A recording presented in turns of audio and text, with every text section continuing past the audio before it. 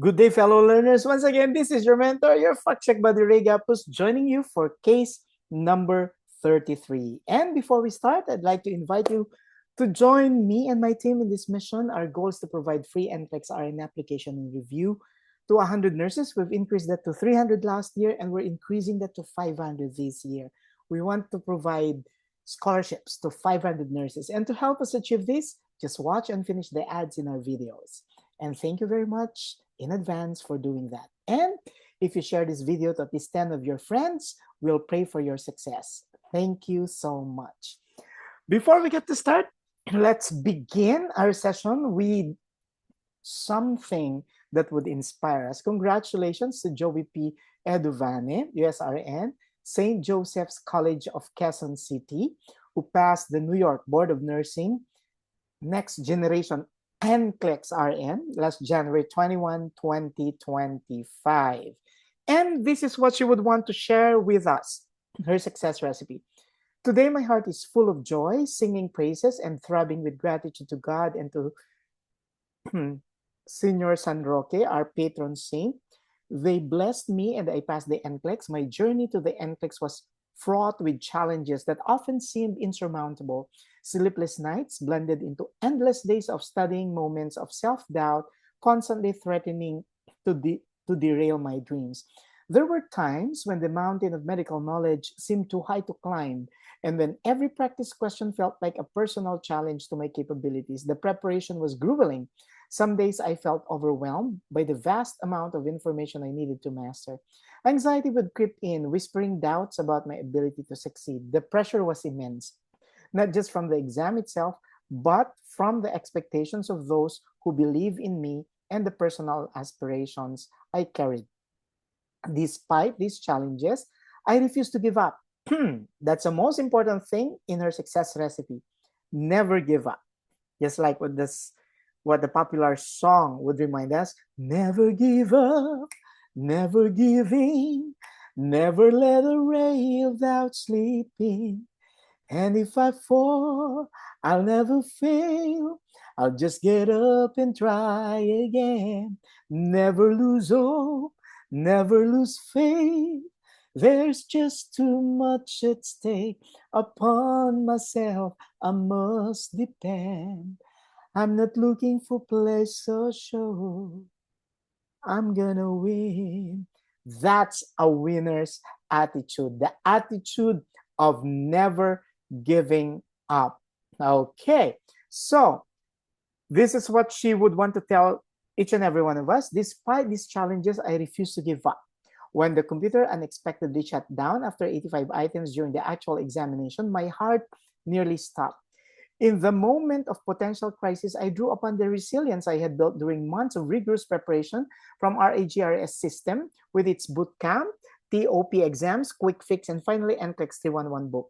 To you, Doc Ray, I am profoundly thankful for your bright assistance. Thank you so much for the very kind words that helped me navigate the most challenging moments of my exam preparation. My special thanks to you, the RAGRS staff, the knowledgeable lecturers, and especially you, Ma'am Joanne, for your unwavering support and understanding. To Reverend Father Benjamin Alforque, MSc, thank you for your inspiring support that roused my faith and courageous hope during my most trying times. I want to especially acknowledge you, my classmates, who became true friends. The Bakwang group, Jimmy, Denise, Nike, and to everyone who stood by me, especially to you. Especially to you, my classmates, who became true friends. Okay. And of course, we have DM Rezel Angel, who never left my side or doubted my ability. To those of you who believe in me when I couldn't believe in myself, this accomplishment is just as much as yours as it is mine. To my dear fellow nurses who are climbing your own mountains, climbing to be on top is very trying and windy. There are times when we want to give up because we're tired. But we must always remember that our prayers and small baby steps through reading and learning are the key to our success. Trust yourself as you trust God by embracing our fears, doubts, and failures, that the invisible power is within ourselves. Fight. Congratulations, Joey P. Eduvane, USRN. Now, Those of you who are aspiring to become USRN, we have a promo. You get a free review. You heard it right. You'll get a free review from us if you process your NCLEX RN application with ITAPS Gapuz, the International Test Applications Processing Services of the Ray Gapuz system. And we'd like to make this advisory that me, Dr. Ray Gapuz, that's me, and the mentors of the Ray Gapuz review system are not part of another center named Gapuz Review Academy. We don't have anything to do with that entity. Okay, so let's move on now to our next generation NCLEX RN, case number 33, and we're going to talk about, you heard it right, skin cancer. Now, when you talk of skin cancer, two things come to mind. Is it a melanoma, meaning it's something that develops in the pigment manufacturing layer of the skin, that's your melanocytes, which is a more serious form of cancer, and this is usually common in men, specifically on their chest and at their back. And for women, take note, women, it's commonly occurring in the legs. Non-melanoma are those that develops either in the upper layers of the skin, that's your squamous cell carcinoma, or those that develops in the lower or bottom part of the epidermis, and you call that as a term, would usually be related to it, basal cell carcinoma at the base, okay? Or Merkel cells of the skin. Now, Merkel cells are the cells that contain your touch receptors. Now, these are usually influenced by hormones from the endocrine gland. So there's usually a chance that growth could actually occur within this group of cells, okay? Now, your non-melanoma could occur either on the face, the ears, the hands, the shoulders, the upper chest, and the back. Now, pay particular attention to the difference. Let's take a look at which part of the skin layers are affected. So may I draw your attention to your squamous cell carcinoma. As the term implies, squamous cell affects this type of lesion affects your squamous cell, meaning the upper part of the epidermis. And to compare that with your basal cell carcinoma, it just doesn't affect the upper part of the epidermis. It goes all the way to the base. And of course, your melanoma affects not just the epidermis, but the dermis, specifically your melanocytes, okay? So you would notice that your melanoma digs deep into the layers of your skin, okay? Now, the first sign of a melanoma skin cancer is the appearance of any skin changes on an existing spot or mole. Skin changes could be described as itching of a previously non-itchy lesion. It could be described as change in the color, change in the appearance, change in the diameter. And of course, there's an inconsistency in the color of the lesion. Okay. Now, on the other hand, the first sign of the non-melanoma skin cancer could be the appearance of a lump or discolored patch, meaning it's flat and scaly, or skin that persists and progressively develops on the face, ears, back, or chest, okay? So you have a flat and scaly skin that persists and that progressively develops. So it's as if you're having crusted layers of the skin that looks dry, okay? So now, if you're going to take a look at this lesion, what would tell us, what would give us a red flag could be that the color is variegated. It is not consistent all throughout the area. There is an area that's colored black, there's an area that's colored purplish, and there's an area that's colored reddish and pinkish. So this is what we call variegated discoloration, okay? Now, the presence of high density of freckles, high number of moles, pale skin, old age, family history are risk factors for melanoma skin cancer. And those who are usually residing in Australia, because of the nearness of the area of the continent to the equator, they are more exposed to higher density of ultraviolet rays, and so therefore they are more at risk to skin cancer. So overexposure to ultraviolet light, meaning that includes your artificial sun tanning boots or sun tanning beds or sun lamps, is the main cause of non-melanoma skin cancer. When you speak of non-melanoma skin cancer, that could be your squamous cell carcinoma or basal cell carcinoma. So let's differentiate the two.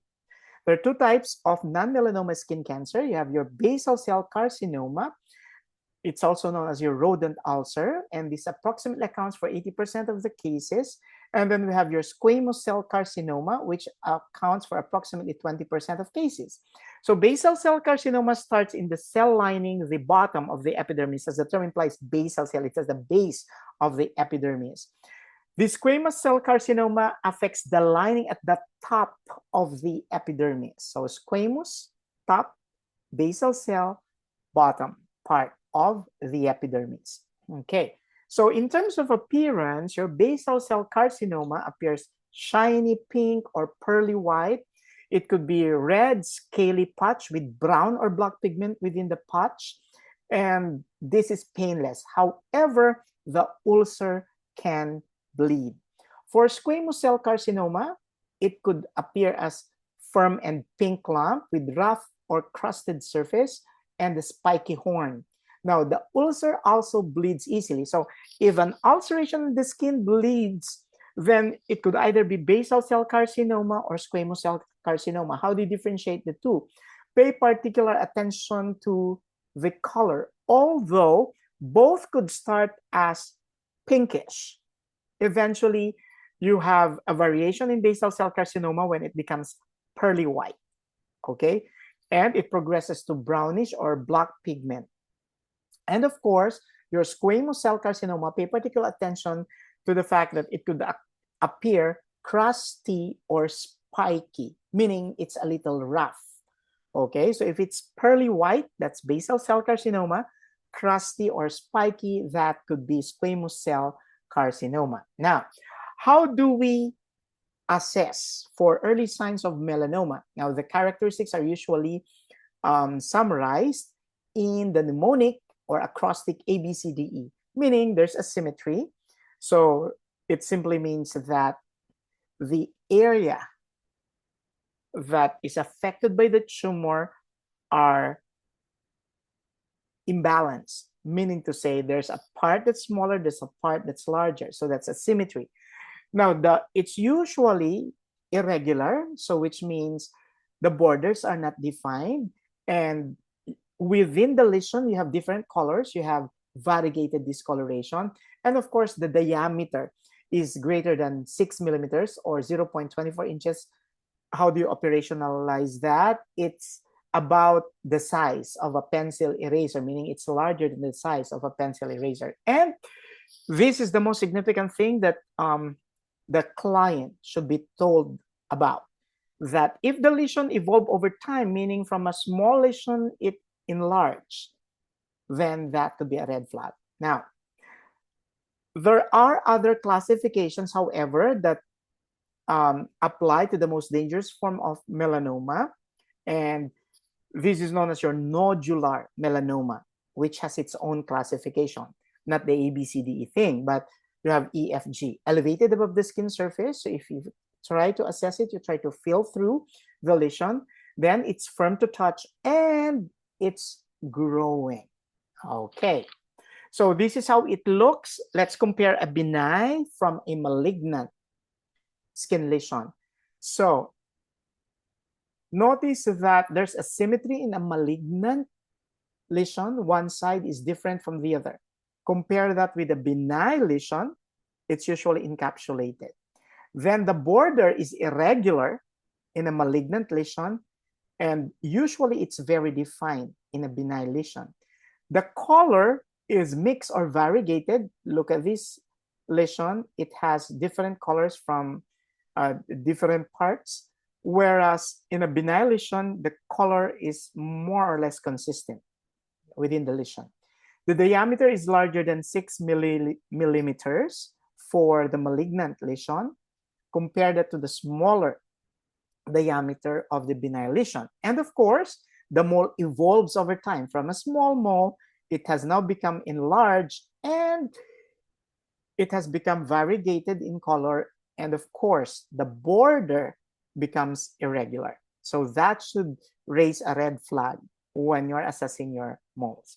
Now, Bowen's disease is a precancerous form of squamous cell carcinoma characterized as red scaly patch on the skin that may itch. Definitely, if a mole itches, it is something that you need to pay particular attention to, and you need to refer that immediately to your healthcare provider. Now, let's differentiate the three.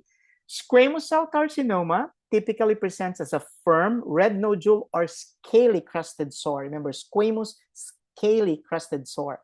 Basal cell carcinoma often appears as a pearly, okay, translucent bump with visible blood vessels, and melanoma usually manifests as dark, irregularly shaped mole or growth with uneven coloring. Once again, it is crusted, scaly, squamous cell carcinoma. Pearly, translucent bump, basal cell carcinoma. Dark, irregularly shaped, melanoma. Having that in mind, let's apply it and answer a case study. But before we do so, let me share with you a good feedback from one of our readers of NCLEX RN 311, the next generation quick fix edition. This is what he says. This is a feedback from Adonis. Sir, napakalaking tulong ng book mo po, yung latest version ng NCLEX 311 and pharmacology. Pinanood ko po lahat ng YouTube videos nyo ng paulit-ulit. Dami po nabas sa mga tinuro nyo. So what simply saying is, well, the new version or edition of the NCLEX 311, that's the next generation quick fix edition, helped him the most. So if you want to get through your preparations, please do read the book at least 3 days before your test. And I tell you, you're not going to regret it. Okay, so let's answer case number 33. A 52-year-old lady from Australia, that should be a red flag. Knowing you have a middle-aged lady here, common in females, take note, from Australia who is having a vacation in New York, comes for consultation due to a bleeding scaly crusted sore on her left leg. That should give you a clue. Bleeding could occur in either basal cell carcinoma or squamous cell carcinoma. However, you have here a description that says scaly and crusted on her left leg. We mentioned that your skin lesions in ladies could usually appear on their legs, okay? So she reveals that the growth has been there for a while. She lives near the beach. That's also a red flag in her country, and admits to having her tan maintained through tanning boots, another red flag, or sunbathing. The nurse should further assess for risk factors associated with which condition. Is it melanoma, basal cell carcinoma, squamous cell carcinoma, or Mongolian spots? Definitely, your Mongolian spots is not common among Caucasians. Your Mongolian spots is actually common among dark-skinned babies, usually those of Hispanic, Latino, Native American Indians, Africans, and Asians. They usually have a purplish discoloration in the lower part of their back that usually fades at 5 years of age, or some people could have it until adult years. But your Mongolian spot is something that is not a cause for alarm. So hence, we have to focus on options 1, 2, and 3. Well, when you say melanoma, we remember dark colored. We don't have that in the situation. So we're left with 2 or 3. Basal cell carcinoma, remember, it's supposed to be pearly. We don't have that in our case. And the single most important description that you have to focus your eyes on could be the words scaly crusted sore on her legs. These are most likely indicative of it's not melanoma, it's not basal cell carcinoma, it's not Mongolian spots, it's squamous cell carcinoma. Let's move on. So, congratulations to those who remembered the answer, okay? And we'd like to invite you to join our hundreds of thousands of pastors from more than 36 countries worldwide. And the second most important thing that you have to remember is you have to learn how to study using technology. And at Ray Gapuz system, our learning tools are published by world-renowned publishers. We have our own learning management system. And of course, we maintain the number of students per class at a manageable and comfortable level so that they can use our NGN simulation laboratory. Okay, so let me invite you to NCLEX RN Flex, the most flexible test prep class for the NCLEX RN. The fee starts at $3,499. Your choice of live face-to-face class, live virtual class, on-demand unlimited video recorded lessons, QBank and 3 books, plus NGN strategies and sample questions by me. And of course, we'll get to the chance to attend my live quick fix sessions at the RA Gapuz building in UN Avenue, Manila. So, once again, this is your mentor, your fact check buddy Ray Gapuz at your service. For those who are about to take your test, good luck and see you in my next video. Take care.